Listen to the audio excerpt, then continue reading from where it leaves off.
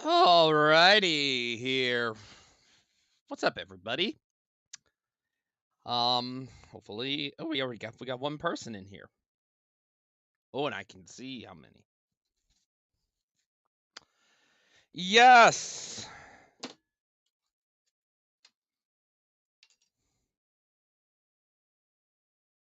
How's it going, everyone?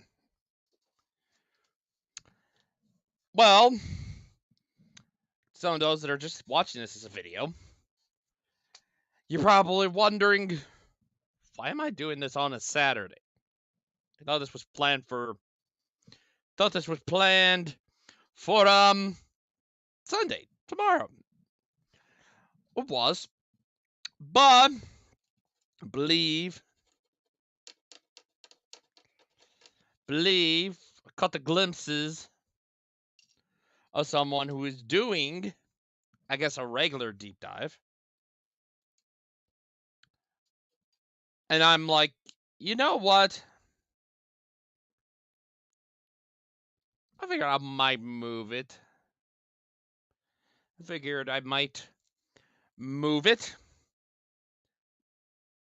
out when he might show up in the chat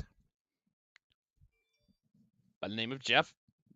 Hey, Geoff, if you're watching this, I notice his Magnum deep dive is also happening coincidentally on the same day. So I'm like, well, I ain't got anything. I'm not doing anything. Saturday. Might as well move it forward to now. And with obviously the disaster that was the Scar Symmetry Deep Dive, I was like, yeah, I figured I'm going to move this up. So, with that being said, welcome to the first of many. Well, it's aptly called that in the title of this. As you can clearly see at the title, it's called that the first of many of what I like to call mini deep dives. Now, this is kind of a unique situation that I have presented myself, but put this up in, because this is, and I'm going to shout out the names, obviously. One's a type of live stream like this. One's more of like a video. This combines, I came up with this after seeing, originally wanting to do something similar to like what Geoff and Dennis, the OG. He needs the OG of having OG presses of all his records and vinyls. When they were doing their Forgotten Metal Gems of the 80s and 90s. I was like, oh, that's a cool idea.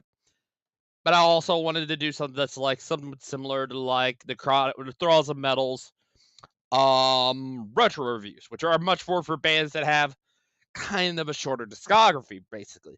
So I was like, okay, combine the two. Oh, hey, James G. Warrior, nice to see you here. Great to have you in here, man. But yes, long story short, mini deep dives, you can probably see, or it's down here, I could see above me. Mini deep dives, if you don't know, are a combination of what Geoff and Dennis did with the Forgotten Metal Gems of the 80s and 90s, and what Thralls of Metal do with those retro reviews. Combine them, and you get this. You take away the theme of 80s and 90s, because this is centered around kind of similar to what the retro reviews are, just more in deep dive format, essentially. And probably having a guest here and there. Maybe James G. Warrior.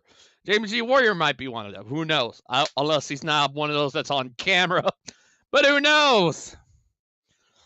But yes, I got 5 bands. That's how the max is going to be for these. Is 5 bands that have relatively short discographies, either ranging from one album or 6 albums, pretty much. And I got a couple on here that I'm going to be talking about. I'm going to go through kind of briefly there, and I wanted to do this one by myself, but future ones, there are going to be other ones that I'm going to do by myself in some cases, and there's going to be some that I'm going to be doing with a guest beside me. Obviously, this one is just a solo one to make up for the fiasco of the whole Scar Symmetry Deep Dive. Thank you for letting me know that, James G. Warrior. But yeah, like I said, he might be a guest. Future guest. Hopefully. Fingers crossed, of course. Also, by the way, I got a haircut. Kind of today. But that's not the point of this live stream deep dive. Oh, you can join on phone. Yeah, you can join on phone, James. I've been on StreamYards on the phone. It's possible. So long as you get by some issues on the phone. There is no issues on laptop, but there is some glaring issues on the phone. So, I would be trying to interact with chat as much as I can for how many people I'll have in here. But yes, 5 bands, with usually the last one being saved. With the last one usually being the big one is usually between 5 or 6 albums. So I'm going to give a little bit of description. Yes, thank you very much, James G. Warrior. I'm going to give up kind of a brief history of each of the bands that I'll be talking about in this mini deep dive, the first of many. The first band, Demons and Wizards. This was a US-styled power metal side project of Iced Earth guitarist and vocalist John Shaper and Blind Guardian vocalist Hansi Kirsch. This started in the spring of 1997 when the two wanted to make music together after being friends for several years. The name of the band comes from the Uriah Heep album of the same name and was inspired by Shaper's wife, who always referred them as demons and angels, to which Hansi corrected her and said that he's not angelic at all. The band has released 3 albums from 2000 to 2020. They have the first 2 are, I'll be talking about them. We talk about the first one here shortly. The first 2, they were originally, I think, on Steamhammer or something like that, and then they got, come back. They got signed to Century Media and released their last album on there, and they became no more after Hansi left the project, calling the project dead after Shaper was caught seen being involved. Yes, obviously. Yeah, you all should go definitely check out Metal Ben and Mean Metal Mike's deep dive for them. Quick plug to them. They probably will be in the chat as well. But yes, obviously the project ceased to exist because of Shaper's involvement in the Capitol Hill riots on January 6, 2021. The insurrection following Joe Biden's election. Next band. This is the big one here. Transatlantic is another one here. Prog Rock supergroup consisting of Neil Morse, ex-Box Beard, Roy Stoll, he's currently in the Flower Kings, Pete Trebawas of Marillion and other projects, and Mike Portnoy, Extreme Theater. He's in several projects, but he's known in Dream Theater, Liquid Tension Experiment, Sons of Apollo, Winery Dogs, yada yada yada. I'll definitely probably be talking about the Winery Dogs. That was formed in 1999 as a side project to their, at the time, full-time band. Obviously, you see all their guys. Mike Portnoy was still in Dream Theater at the time. He also had done LTE that same year. Was it same year? Oh yeah, and he also did Metropolis Part 2. But that is, and are pretty much, they have released 5 albums and are still active to this very day. And now we get to what is the next one? Nay Obliviscaris is the next one.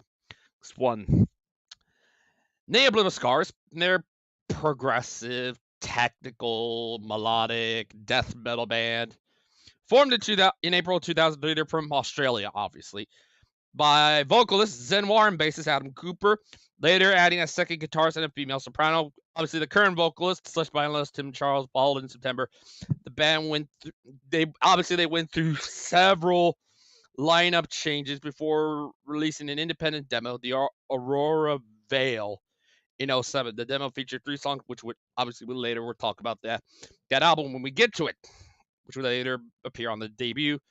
Their music, obviously, they say extreme. They also include music like death, like I said, death metal, black metal, thrash metal, as well as classical, jazz, avant-garde, and flamenco.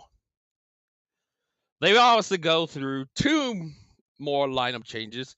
One in the bass department, because they had a session bassist for one of the albums that we will get to, and then they just had a recent change in the drum department because Dan Presland is no longer in there. He's focusing. It was an amicable split.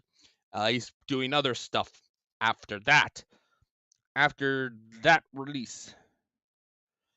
The next band, the 4th band, I should say, is Nahtram, one-man instrumental melodic death metal band that was formed in 2017 by a man named Lucas Graceland. I could be butchering it. Only 2 albums. Like I said, we'll get to them. And then finally, we get to the last one. It's a short one and 1 album band, Sion, which is a metalcore side project of ex-Killswitch Engage / current Light the Torch vocalist Howard Jones and YouTube metal musician / personality Jared Dines. That was conceived somewhere during the pandemic.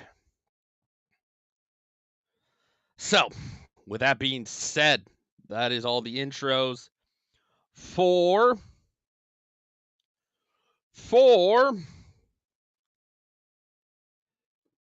all 5 bands.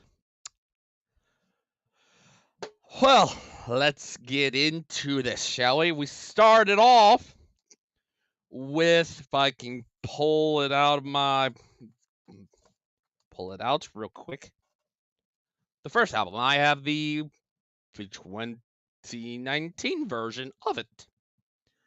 Demons and Wizards, self-titled debut. This was originally, I believe, released in the year 2000, but this one was in. Yes, thank you very much, James. That's a lot of writing I did.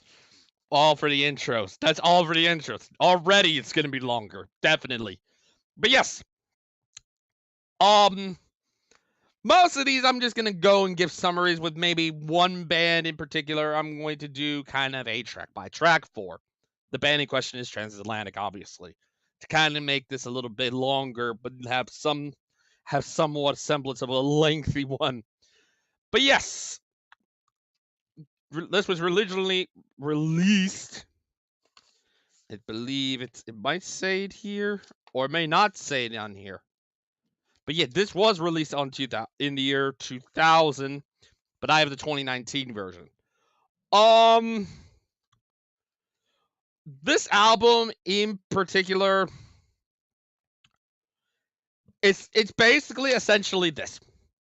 Take the instrumental stuff of Iced Earth, and you have Hansi Kirsch on vocals. That's essentially what this album is in a nutshell. But obviously, I personally like this album a lot. So obviously, if you want a great example, it's either gonna sound like the heavy Iced Earth stuff, like I think Rites of Passage, Heaven Denies, or that Rites of Passage to Heaven Denies, Poor Man's Crusade, Blood on My Hands, that it literally, that's what it is, pretty much, is in the year, I can't count that. Yeah, in the year, I'm I'm literally an encyclopedia, just writing down all the information I know of this. But yeah, obviously, that's what this is. The heavy stuff is basically Iced Earth stuff with Hansi Kershaw on vocals. And it's, great. Songs like Heaven Denies, Poor Man's Crusade bring up, they are definitely of that, easily of that sound. But then you get songs like Fiddler on the Green, Path of Glory. Path of Glory is probably my favorite on this album. Love it to death. But that's basically, you get those kind of, you also get like very ballady, kind of some heavy moments here and there. But, Path of Glory is probably my favorite on here, and probably the better of the ballady / heavy stuff on here. I freaking love this to death. But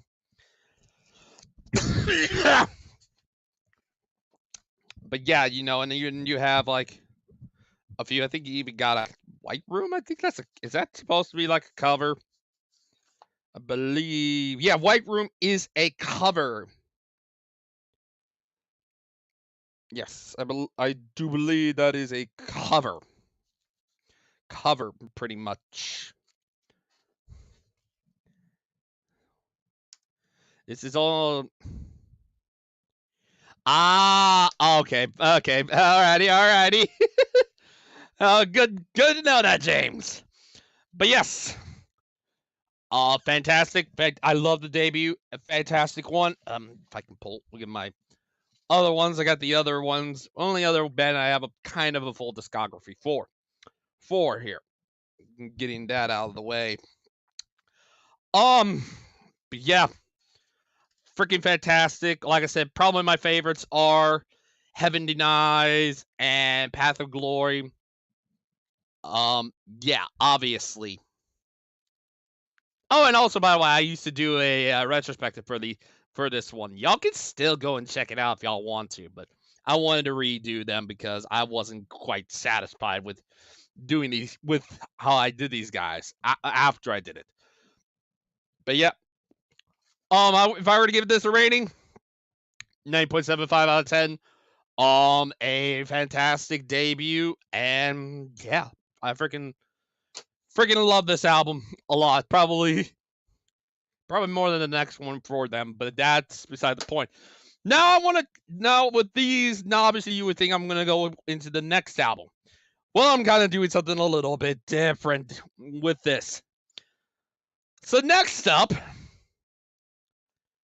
the next one I'm going to be talking about is one I'm pulling out of here. If I can end up finding it. Aha! I only have like a burned copy of it, but still. Transatlantic. SMPTE. If I can find the paper for this one. Oh yeah.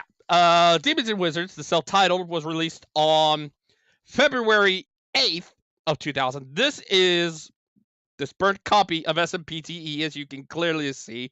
Yes, it is. I even have it on my laptop here.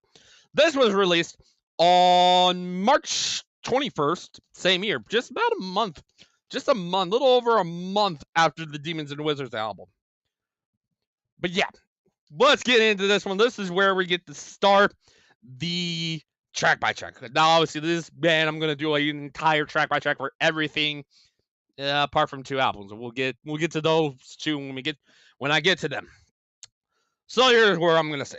The album starts with the nearly 31-minute epic All of the Above, or alternatively called Full Moon Rise, as they say that quite a bit throughout the song.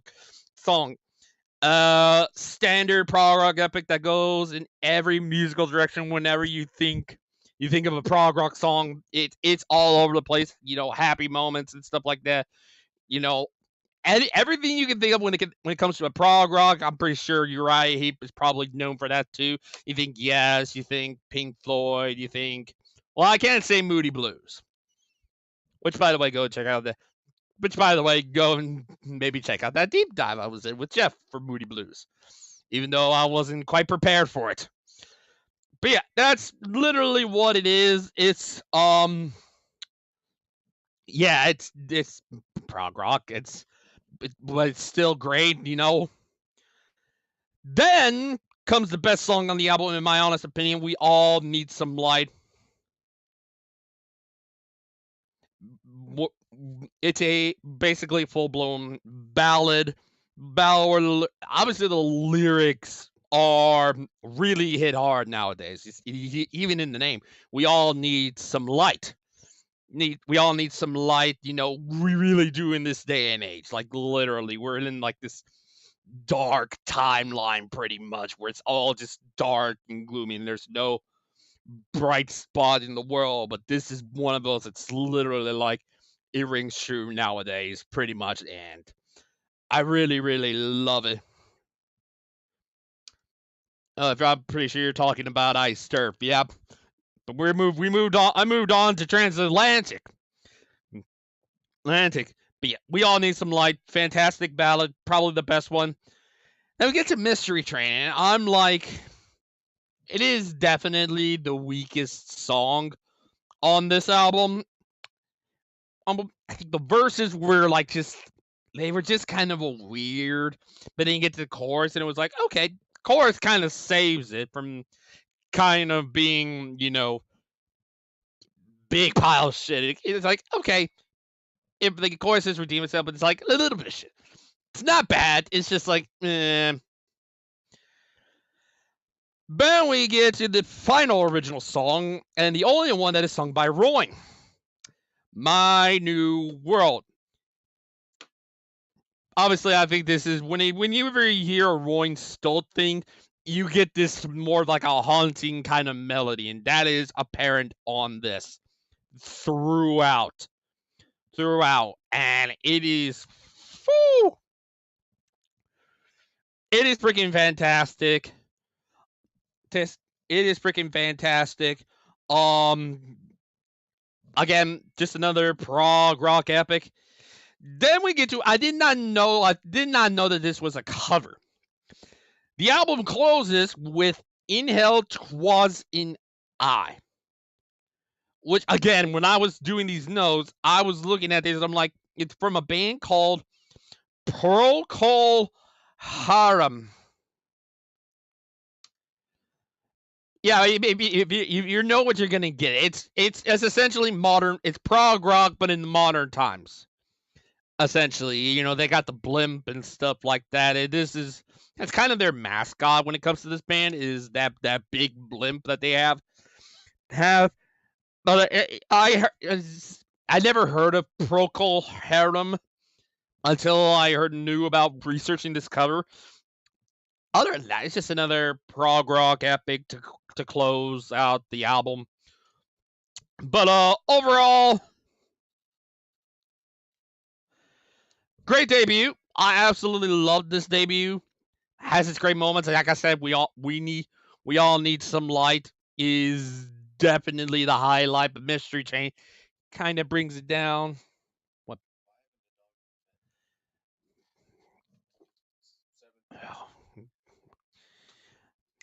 One second, everybody. I'll be right back. Oh, it says Procol Harum. Most famous song is Lighter Shade of Pale Gray. Okay, I'll look into them, but I'll be right back.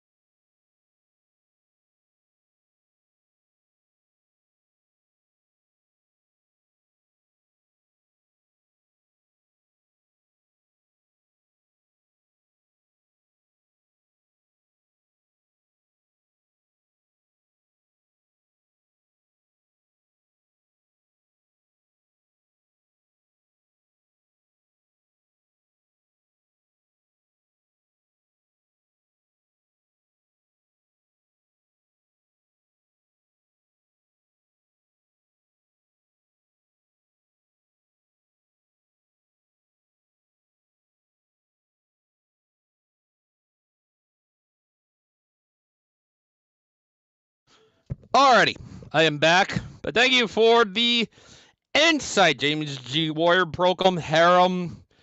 Most famous song is Lighter or Gray or something like that. But I'll definitely have a look into them after knowing about these guys. But yeah, getting to my point overall, great debut. Have some great moments. Like I said, we all need some light.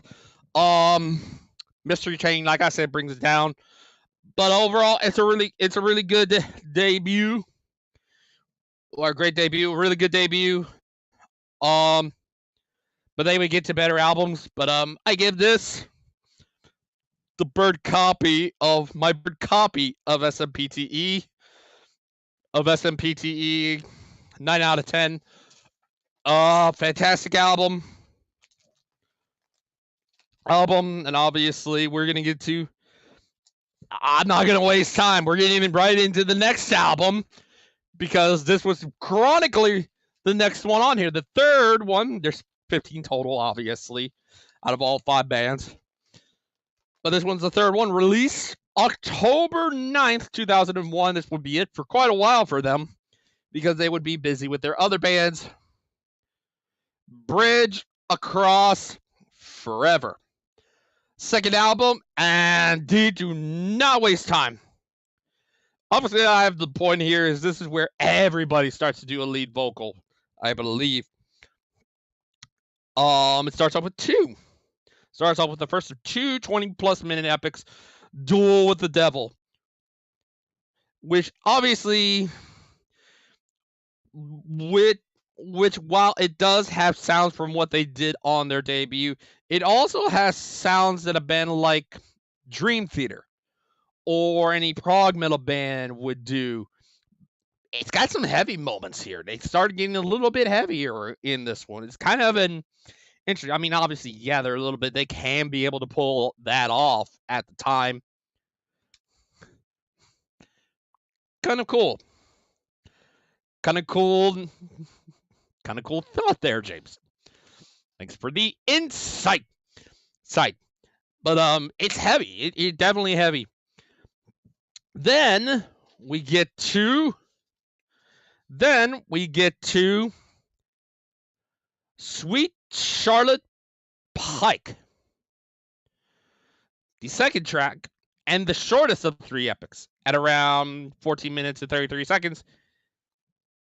It kind of starts off kind of like a jam. Kind of like when I wrote this down, I instantly thought to myself, okay, Portnoy always has these kinds of like jammy moments with the guys or something like that. So that's probably what the beginning parts are. Yes, there is some structure to it in some cases, but it does still feel like a jam throughout. Kind of like what he would do when he was previously with LTE. They had their jam stuff. Pretty much that third, the Liquid Trio experiment, the Liquid Trio version. It has the jam app, pretty much is a jam album. They always have those jam type of songs. They always have those kind of the jammy session stuff. And that kind of does have that here. It's kind of a jam in some cases, but then it does have structure to it sometimes. I do prefer the jam parts because they seem groovy at times. I do really, really like them. Then we get to the title track, the shortest on the album. Which basically is, it's kind of a combination of what they did, which is kind of similar to like We All Need Some Light. This one's kind of more of a true ballad, where I do think Duel with the Devil had some of that stuff on there. This one's much more of a full-fledged ballad in some cases.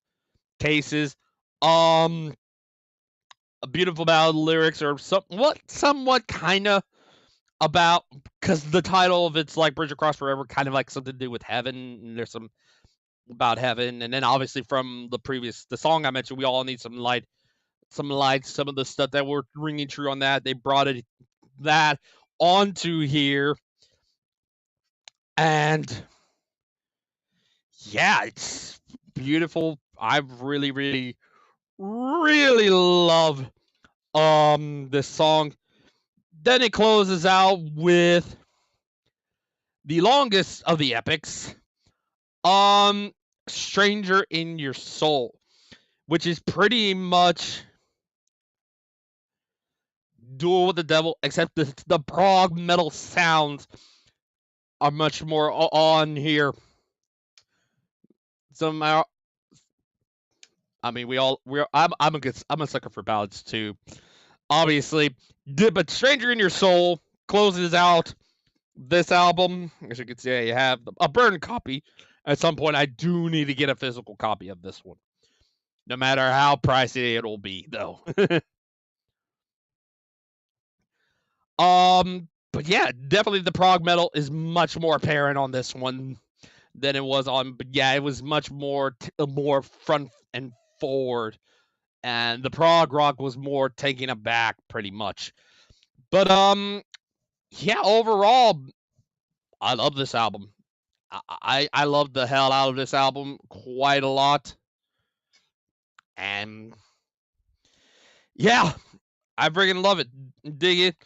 Overall, definitely an improvement from SMPTE, their debut. Easily 9.75 out of 10. Love it. Yeah. Now we get to, if I can remember correctly, we get to, yes, another one I physically own this time.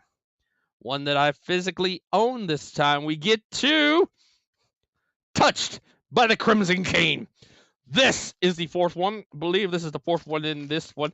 This one was released on June 27th, 2005 via the Steamhammer label, I believe. And there's a lot more themed songs on here. Like, I'll take example here. Crimson King is a reference to the Crimson King, the main antagonist of the Dark Tower series.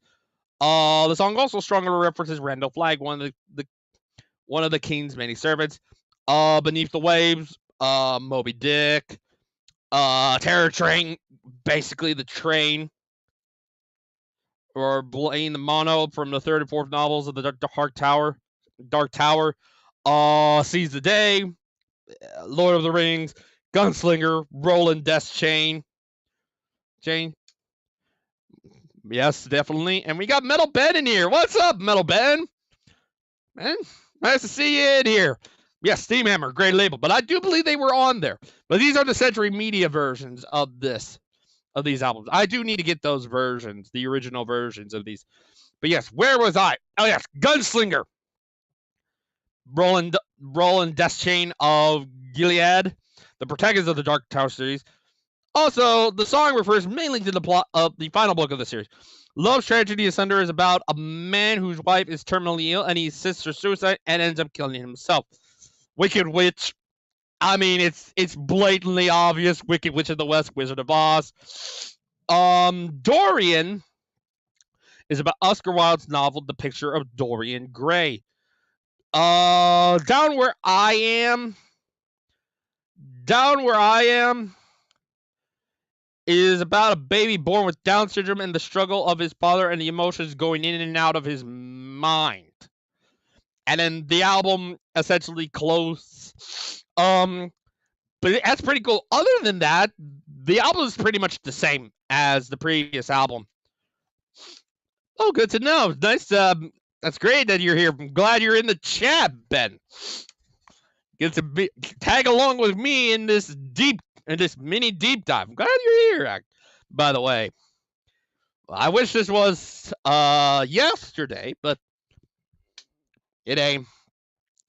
But musically, it's pretty much the same. It's pretty much the same as this album, pretty much. They have a cover, Immigrant Song from Led Zeppelin. Yes, he's been in here since the beginning, pretty much. But yeah, they got Immigrant Song. Interesting, you want to cover, close it out with a cover. But then again, Transatlantic did the same. So I've yet to read The Dark Tower, but I've heard there's some of Stephen King's best works. Yes, definitely fantasy, action, western. You might like it, James. You definitely like it. Oscar Wilde is the man. Awesome. But yeah, I think a good follow-up. Not as strong. Like, out of the 3 they've put out, I think this is the weakest, but it's a damn good album. They don't make a bad album, but this is, if I had to pinpoint the worst one, it is this one here. But it's not that bad of an album. You know, I do love it. But yeah, I give this 9.5 out of 10. Good follow-up. Yeah. Next up, we go back to Transatlantic. We get to one of the albums that I said was kind of a little bit shorter. Much more shorter than this. We get to The Whirlwind, released. This was released, as I'm looking on my sheet here, released October 27th, 2009. So they got back. This is their first album after reuniting. If I can. Oh fucking shoot! I need to get this. I need to get a physical copy. I definitely need to get a physical copy of this. I only got one of their albums. Yes, Ben. What do you think of the Demons and Wizards stuff? But yes, essentially, this is just one song, one 78-minute song, split into 12 tracks. And any of the same stuff. Yes, there is. Yes. Yeah, they did. First album since they reunited. Pretty much this would probably, I believe this kicked off the, you should say were a great project. They're not around anymore, unfortunately. But we'll get to the last one later on. Hopefully soon. Yes, sweet. Or split into 12 separate tracks, suites, whatever. But it was split into 12 tracks, pretty much. But it's literally just one song. And basically has recurring themes from the opening songs. From the opening song, Overture / Whirlwind. The title track. But it does have a few highlights, I think. The Wind Blew Them All Away, very haunting ballad. On the Prowl is a very heavy and catchy tune that I actually really like a lot. Rose Colored Glasses, a very beautiful ballad. Lay Down Your Life is like Prowl, but more heavier. Is It Really Happening is more of a slower, haunting melody than The Wind Blew Them All Away.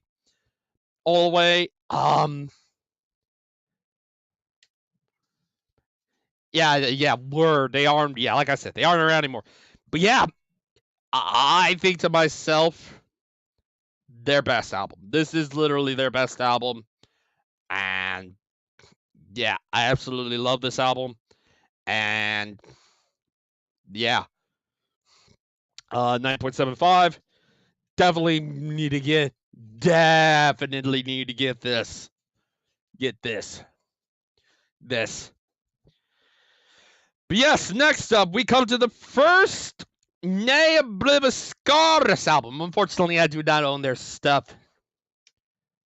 It's weird, before I get to them, it's James Stewart says, it's weird because all you dudes love Ice Dirt, and it's like them and Nevermore haven't found the right song or album yet. Yeah. You eventually will, dude. Don't worry. You will get there. It'll come. Don't worry, man. But yes, next we got the debut full length from, as I now turn on my fan, we get to the debut from Obliviscaris, Portal of Vibe. This is their longest album. It's over 70 minutes. Their only long one so far, and they're only, yep, obviously, their only lengthy one.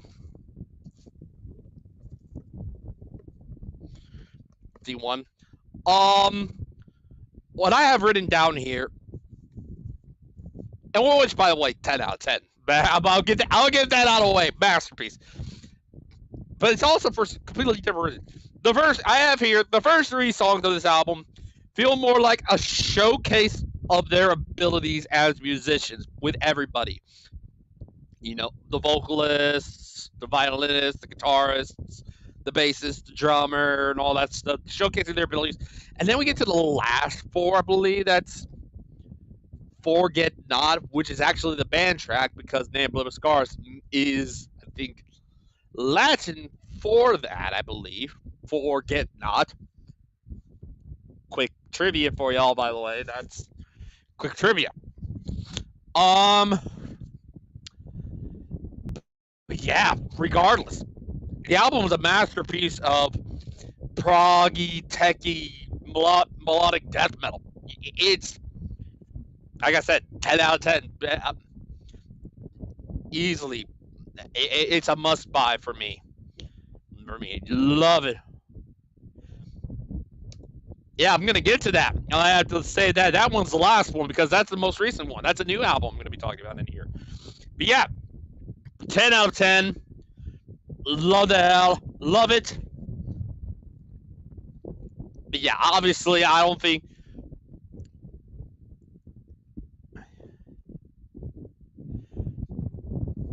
He says here, oh yeah, I heard Exile was cool. Reminded me of that other cool prog metal album / band. Hang on, let me find it. -them. All right, yeah. But yeah, all the while. But yeah, 10 out of 10. Love this album. No complaints at all with this. Next up, we get to Kaleidoscope. This is one that will be pretty hard to find and pretty expensive to find. Kaleidoscope, from the 4th Transatlantic album. It's the 4th Transatlantic album, released February 4th, 2014. 2014. Following the success of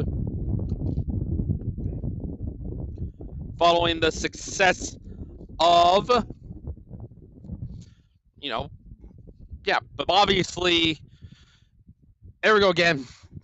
We're getting back on, at least for the last one. This is the last one where it's a track by track, and then we get to kind of the next one where it's kind of similar. The last Transatlantic album was kind of similar to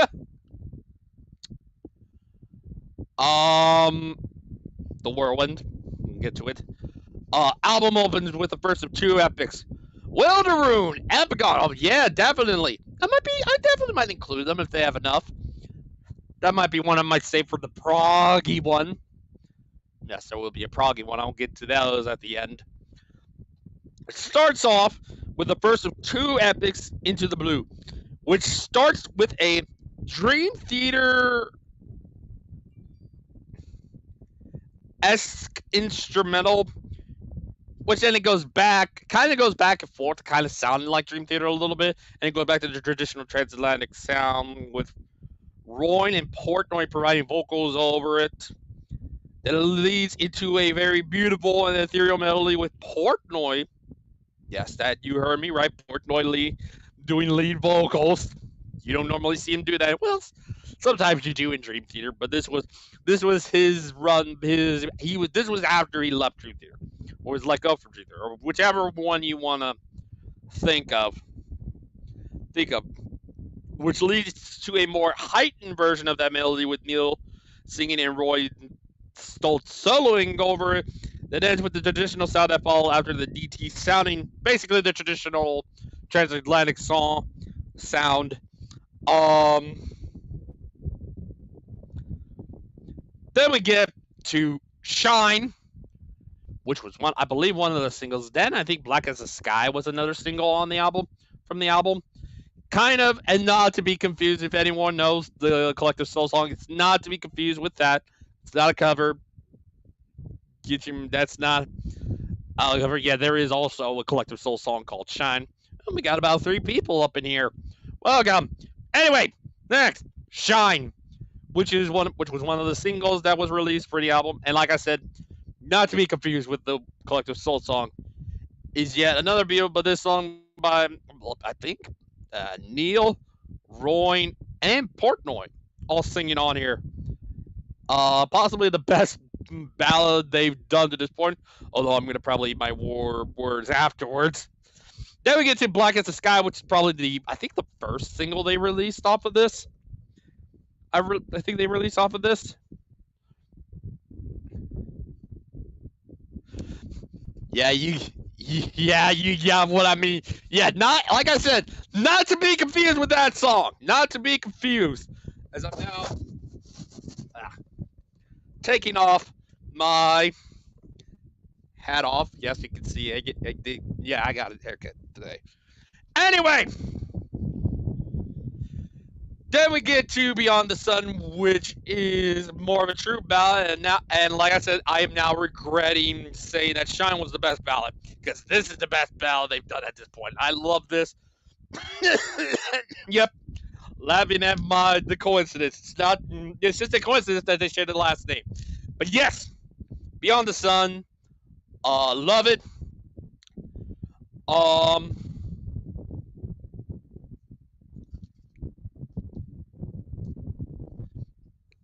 Love Beyond the Sun, fantastic ballad, a great ballad, kind of like goes like Bridge Across Forever and We All Need Some Light. I always feel like they might connect in some way. Maybe Light, Bridge Across Forever, Beyond the Sun. It's kind of like Heaven or something like that. But whatever. Then we get album closes with the nearly 32-minute title track, Kaleidoscope, which excluding the whirlwind in the next album for this band I will be talking about is the longest Transatlantic song they've ever recorded. At over almost 32 minutes. It's almost 32 minutes. This is where I believe at some points, Pete has a vocal part on here, a lead vocal part. I mean, he probably has, but not. It's always with somebody else there, and you can't. I guess for me, up until this point, I couldn't really tell if he has done other lead vocal stuff. But this is where I became aware of where I could hear Pete's vocals, and this was like. He had good vocals. Just another traditional transatlantic prog rock epic to end the album. Overall, not as great as the Whirlwind, but a damn near close follow-up. And yet another 9.75. If I didn't explain the rating for Transatlantic, I think I gave that. Good to know, James. Get another 9.75 out of 10. Love this album. And yeah. Alrighty. Let me get back. We come back to the Obliviscaris.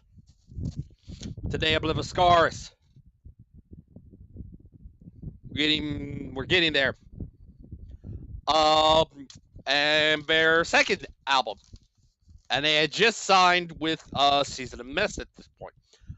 The last album, with Cygnus on the bass guitars, he would be let go from the band following allegations against him.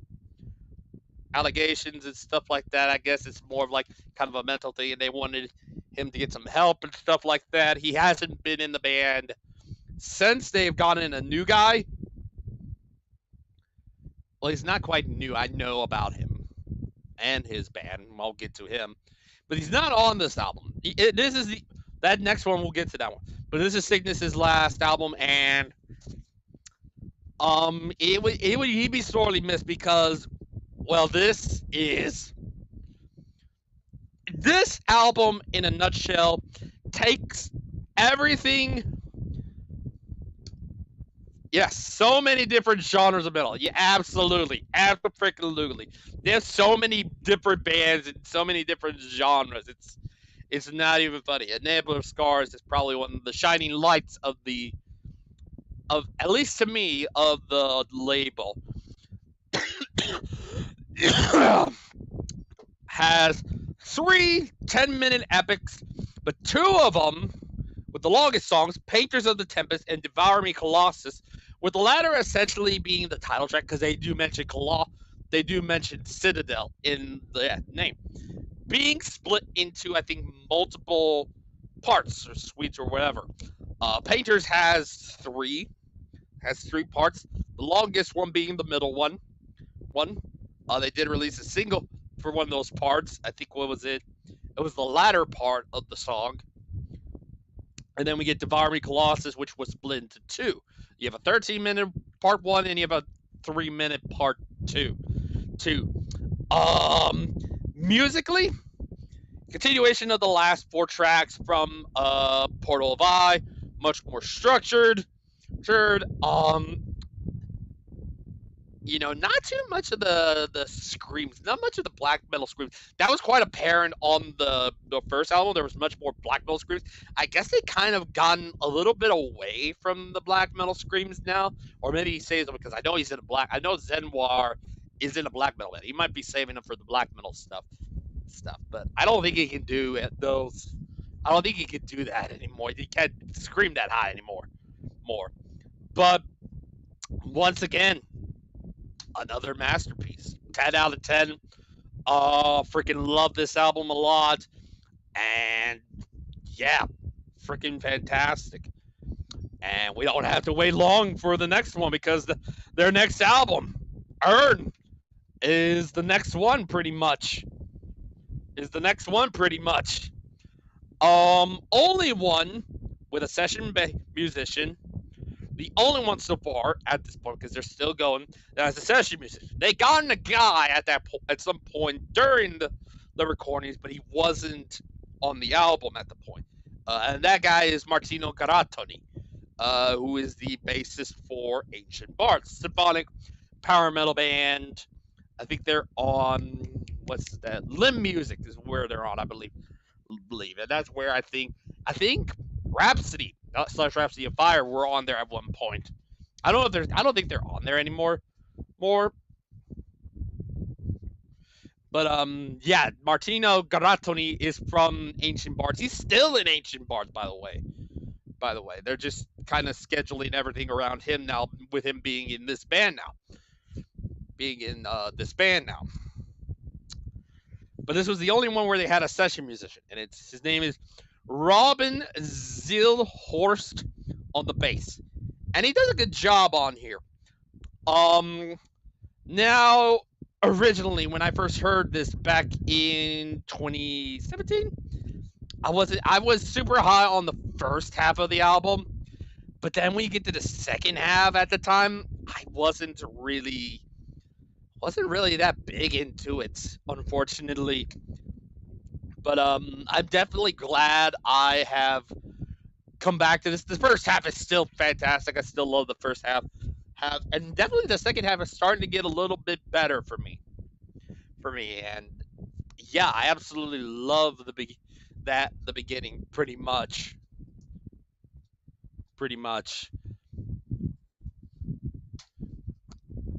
Yeah, it's definitely a grower for me, and yeah. While not perfect, it's still not perfect. I'll give it a 9.75 out of 10. But definitely a grower. It's definitely a grower. Maybe I might listen to it again at some point, and maybe I might love it. Maybe I might give it a 10 out of 10 when the next time I get back to it or something like that, and maybe come back and say, hey, update. Who knows? Maybe I might give it a 10 out of 10. Maybe. But for now, 9.75. It's definitely grown on me. Definitely grown on me. But still not as great as Citadel and Portal of Eye, unfortunately. So yeah, next we get to the debut Nahtram albums. It's self-released. This was released independently on March 17th, 2018. Really, like I said, instrumental. There's really nothing much I can say. There is no vocals, so if anybody wants to put vocals over Melodic Death, you can go on ahead. I'll probably put a link in the description to get it. I believe it might be Name Your Price, maybe. I could be wrong. I think it could be. I think it is Name Your Price, maybe. But again, I could be wrong. But definitely worth checking them out. I definitely will leave a link in the description for y'all to go and check them out. But yeah, it's got some prog here and there. But basically it's instrumental melodic death metal. Like I said, only thing missing is vocals. And normally with instrumental albums, I give them like maybe somewhere between a 9 or a 9.5, but this one was really good. I like this stuff. 9.75 out of 10. Love it. And yeah, not much I can say. Like I said, instrumental, melodic death metal. Yeah. Next up, getting back to albums I actually own now. We come to the final Demons and Wizards album, and the first one in 15 years. 3. The last one. This was released on February 21st of 2020, just before, pandemic and everything. I reviewed this and all the other albums, and I had these versions when I got them and stuff like that. And this was just when the pandemic had hit, pretty much, for that virus, pretty much. And I knew I was going to do this, and I really wanted to redo it, and I'm so glad I finally have it. And yeah, like I said, this is their last one, pretty much. So I have to scroll all the way back up here. Yes, first two album in 50 years, and their last after the events of January 6th, 2021. Musically, it again pretty much the same. That Eister style of power metal, that US heavy, thrashy, more power chord rhythmic power metal. They have a few songs on here, like I think Invincible, Midas Disease, that are more of a classic rock vibe on here, and literally the only album, because they only have a short discography, that have a few lengthy songs. We get Diabolic on here, that's about 8 minutes and 4 seconds, and then we get to, what's the next one? Timeless Spirit at 9 minutes and 21 seconds, and then we get to the longest one they've ever done at this point, with Children of Cain being over 10 minutes. The only one. There are a handful of songs that stand out lyrically on this album, like Diabolic, which is about Beelzebub. Dark Side of Her Majesty, Darker Side of the Queen. It's kind of a cool theme. Wolves in Winter, The Wild Side in All of Us. Midas is Each Church, asking for donations. People with split personalities, and Children of Cain, which is just about Cain, with like the other half, Cain and Abel and all that stuff. But I like this album. I like it a lot. Diabolic I like the first 3 are fantastic, and there's some other great stuff, and this probably propels me to say this is probably my favorite Demons and Wizards album they've ever did. A 9.75. Absolutely love it. Yeah. Next up, finally, the Transatlantic album I actually own. This is the Absolute Universe. I have the Breath of Life version, which is the abridged version. There's two versions of this one, and this one's similar to the Whirlwind, but there's 2 versions of this one. There's this one. This is the abridged version, and then there is Forevermore, the extended version. And musically, they're the same, pretty much. It's just that one's a little bit shorter. I think this one's about 60 minutes. The other is about 90 minutes. And they're pretty much the same. It's just that sometimes they have different lyrics and stuff like that. So I also kind of consider this kind of a sequel to The Whirlwind. And I realized I forgot to put Kaleidoscope back in here. Back in here. Back in here. But, yeah, it's really just the same. It has highlights on here. I personally prefer both versions of Higher Than the Morning are great. Reaching for the Sky on this one, I love a lot. Yeah, it's... Yeah, if I can... I'll pull out the booklet here so you can see. It's kind of cool. Yeah, I actually own it. This is... I'm like, finally, one that a Transatlantic album of my own. But I need to get the other version. Definitely need to get the other version. But, yeah. I love it. Kind of just pretty much the same. I feel like those two versions, and I need to also get the Whirlwind, kind of go hand in hand with each other, because they kind of feel the same in some cases, pretty much, at least to me. Yeah, I do think this is pretty much a continuation of what they did on the Whirlwind, because the songs are shorter on here. Both versions, actually. Both versions have short songs, which means they're kind of similar, where they need to be listened to as one whole unit, as one whole song, pretty much, and it's just split into parts. What's the difference between the two versions? It's the length, pretty much. This is the abridged version. It's a shorter one. It's one disc. The other one is the extended version, which means it's essentially a double album. This is 60 minutes.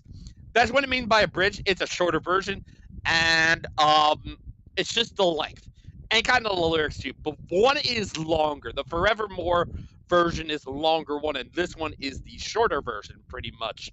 James. But yes, love this album to death. Love both. I need to get both, and I definitely want to give these a chance to listen to them both back to back. Hopefully soon. I give both 9.75. Fantastic album, and yes, definitely. That is the difference. They're both. It's just the length and maybe different lyrics as well. But yes, we now come to the final Nahtram album, Forest of Eternal Dawn, which was released independently, once again independently, on August 27th of 2021.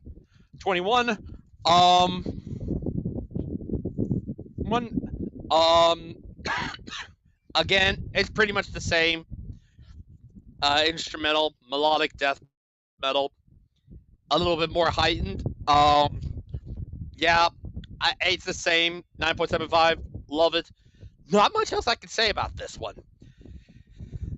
So these ones are gonna probably I'm gonna breeze through these last ones here. We got about 2 albums left, and then I gotta go and do the rankings after this one. So, next one is just one album for one band. We get Sion's self-titled debut. It's the side project of Howard Jones, ex-Killswitch Engage vocalist, Jared Dines, guitarist, YouTube personality, YouTube metal YouTuber, and stuff like that. All musically, lyrically, vocally, this is basically the Howard Jones. Yeah, definitely. There's not too many yet. Nahtram is one of them. Definitely check them out. Once this is over, I'll definitely leave a link in the description to go and check out their Bandcamp. I think it's all free, or name your price type of thing. You know, see if you like it, and if you don't, then, you know. But yeah, getting back to this, Sion self-titled debut. It's just the Howard Jones era of Killswitch Engage, you know, from the end of Heartache to the 2009 self-titled. You know, that's basically what this is. So if you're a fan of that style, you're gonna probably like this album a lot, like I do. I like the Howard Jones era of Killswitch Engage, so this is right up my alley. This gives my Howard Jones Killswitch Engage fix. When I listened to this, I think when it came out, I listened to this, and just remembering this, and was like, hell yeah, I still remember it to this day and love it. 9.75 out of 10. fantastic. It's one album, so I'm anxious to hear what they do next because I know they're probably doing another one soon, so can't wait to hear that. Then we get to, yes, we finally get into it, the last one, and it's the newest one. This one's a brand new one. Oh, the Sion one came out November 26th, 2021. Now we get to the final one, and it just came out not too long ago. So this one's a brand new one. Came out in March, only 4 months ago. And it is the brand new Obliviscaris album, Exul. The first official album to feature ancient bards Martino Garattoni on the bass. And like I said, awesome. This is the first with Martino Garattoni on the bass, and the last featured Dan Breslin, who on the drums, as he would leave after the album was finished to work on other musical projects like his band Black Lava. It was an amicable split. It was a good split. And they already got a new guy already. Here's the cool thing about this album and all the songs. They're all kind of like a foreign language for a word. So this is kind of cool. Exul is Latin for exile. Equus is horse. Misericorde is French for mercy. Suspire is Middle English for to draw a long, deep breath. Grawl is an archaic spelling for grail. And anhedonia is the inability or reduced ability to feel pleasure, which is kind of cool. It's kind of a cool thing, actually. Musically, when I was listening to this, it's literally all over the place. It's literally all over the place. So it's kind of take what they were doing on Portal of Eye, all that stuff, and you take, bring it to now. Songs like Suspire and Grawl, or is structured like Equus, Misericorde, and Anhedonia. The structured stuff. There's going back to the roots in some cases. Oh yeah, that is true. Yeah. So yeah, Metalbed, you might like this one. Definitely check it out. It would definitely be up your alley if you like that. If you like that era, definitely for the Sion album. But definitely a step in the right direction. Not again. It's not perfect. Maybe I need a few more listens. I only listened to this once. I might need to listen to it again at some point. But I'm gonna give this a 9.75 out of 10. I love it. It's got some great moments, but I definitely might need to listen to it again to get better acquainted with it. Maybe it might be in my top 10 near the end of the year. But what I've heard, I liked it. And yeah. I'm excited to see what they do again. Maybe they might do another one. Hopefully soon. I don't know. Hopefully. But, yes. So that's gonna be the final one. Now, we get to the rankings. I start,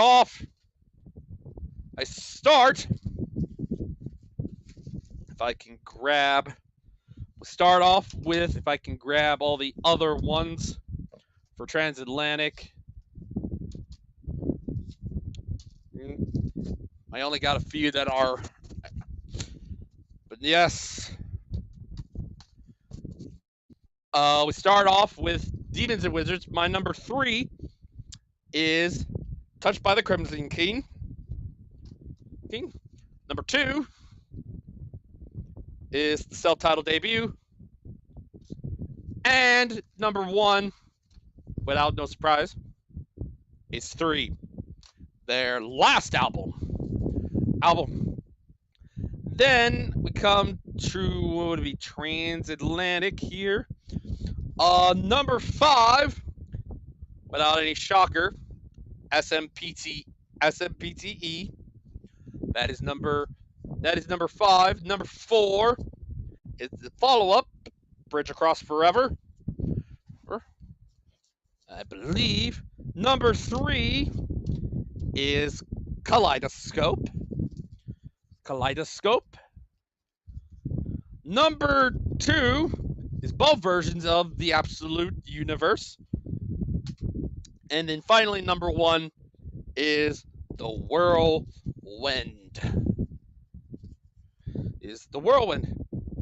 Then we get to the Obliviscaris albums. There's only 4. My number 4 is Urn. My number 3 is the new album, Exile. Number 2 is Portal of Eye, and number 1 is Citadel. We get to Nahtram. My number 2 is the debut, An Ominous Journey, and number 1 is Force of Eternal Dawn. And I'm not doing a ranking because they only have 1 album. But I will be doing a ranking for the bands, which is something I don't think I've seen them do. Well, obviously I can do that because there's bands in this. So this is something that's going to be a little bit interesting. You don't normally see us ranking bands because usually it's all about just one band. But since this is kind of a new thing, and I'm maybe starting this trend, I'm going to rank the bands from the worst one to the best one, obviously. And not all of them are bad, mind you. Number 5 is Sion, because they got 1 album. Maybe that might change when they put out a second album. Number 4 is Nahtram. Number 3 is Demons and Wizards. Number 2 is Transatlantic. And number 1, because they got 2 10 out of 10 albums, I definitely need to get them, Obliviscaris. That is my number 1.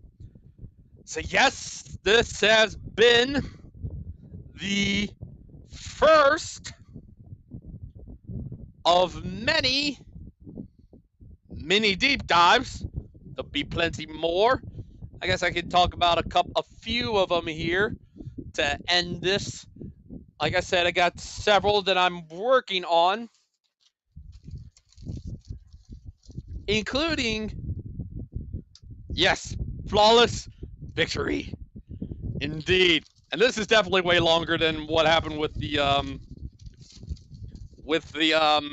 Scar Symmetry one, because it's over an hour. I can see it's over an hour. But I got ones designed around some bands that revolve around one artist. I don't want to get into it because I definitely want to talk to him about.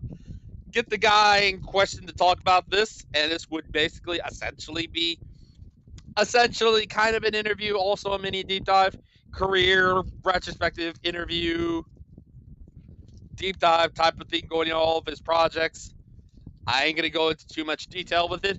But one of the other ones I'm going to be doing is a new metal theme called the New Era of Metal. So far, only 1. There might be more I can think of. So far, 1, Slipknot. And you're wondering, wait a minute, they have more than the number you usually do for these. When I get to that one, I'll let you know why. But yeah, Slipknot's on there. Then I got one that is obviously for Prog Rock, Prog Metal, Prog Death, anything that's progressive and stuff like that I call the Progtacular Extravaganza.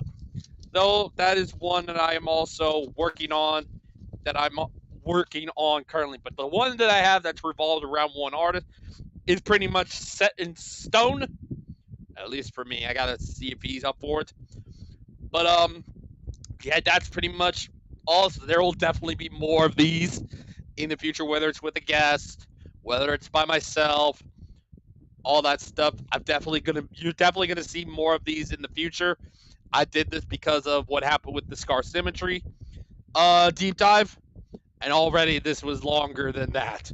But give out some shout-outs. Thank you to James G. Warrior, Metal Ben. He and I believe I'm going to be in the chat for his live stream with me, Metal Mike, as they're going to be talking about the Metal Church show in about less than an hour.